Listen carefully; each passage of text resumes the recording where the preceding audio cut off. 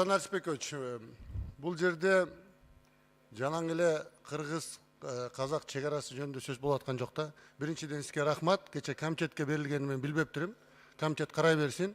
Бүгүн маалымат укканга өкмөттү да вице-премьеринби керек болсо премьер-министр чакырып коелу. Адам башка азыр биздин эмне маанилүү маселебиз бар. Бул жерде башка Кыргызстандын маалымат коопсуздугу жана ички тышкы коопсуздугу жөнүндө сөз болуп атат. Кече Қазақстан каналдарында сотту көрсөттү. Биздин депутатыбыздын сотун көрсөтүп, ушул чегара маселесин да көрсөтүп, андан кийин Кыргызстандан негизги контрабанданын баардыгы Кытай аркылуу өтүп атат. Кыргызстандагы бажынын иштеши боюнча ар түрлүү күмөндүктөр жаралып, ал жакта да бул жакта да эксперттер иштеп атышты. Бул бажы бир чоң чатактын башы болгон турат. Муну мен өкмөт башчысына да кайрылдым эле. Керек болсо Коопсуздук кеңешчинин башчылыгы астында башкы прокуратура УКМК кошулуп, бир комплексти текшерүү жасаш керек биздин бажынын депчи. Биздин Евразестеги өнөктөштөрүбүз кайрадан эле ошо күнөөлөрдү коюп атышат. Каалайбызбы, каалабайбызбы? Анан жанагы бажы кызматынын башчысы, орун басары кетти деп атасыз. Дастан Арыспекович, сиз чечимдүү кадамдарга барып, мындай Евразес, КМШ өлкөлөрүнүн ичиндеги маселелерде расмий жана иш сапарларына чыгыңыз. Депутаттарды алып чыгыңыз. Себеби деген элдик дипломатия деген болот. Биз парламенттик, президенттик өлкөгө баратабыз деп атабыз. Көпчүлүк жоопкерчиликти өзүңүзгө алыңыз, Дастан Арыспекович. Барыш керек.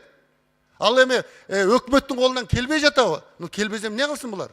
Булар менен сүйлөшпөй атсам эмне кылсын? Азыр Россиялык сайттарда, ал башка убакта башка сайттарда эмне жөнүндө жазып атканы биздин өкмөт жөнүндө бир окуп көрөлүчү. Рахмат. Рахмат, сунушту эске алабыз. Биринчи микрофон. Дастан Арыспекович, мен да ушу маселе жөнүндө айтайын дедим эле. Проблема бүгүн чыгып калган жок, же кече чыккан жок.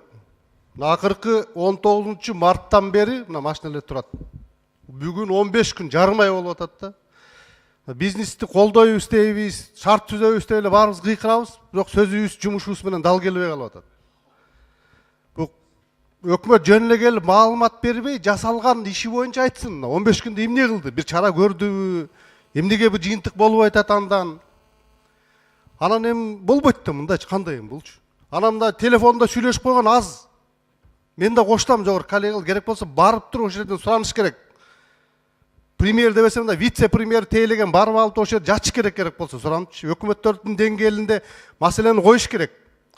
Мындай болсо кандай бизге эртең бизнес жок болот анда. Баары мына банкрот болуп атышат азырчы. Бизнесмендер канчасы банкрот болуп атат. Товарлар туруп калып атат бул жерде. Баардык тармакта катуу талкуу болуп атат да, бизден реакция болбой атат да. Ошондуктан ошо келип туруп, бүгүн келип могу жерде жасалган иши боюнча айтып берсин, Дастан Арыспекович.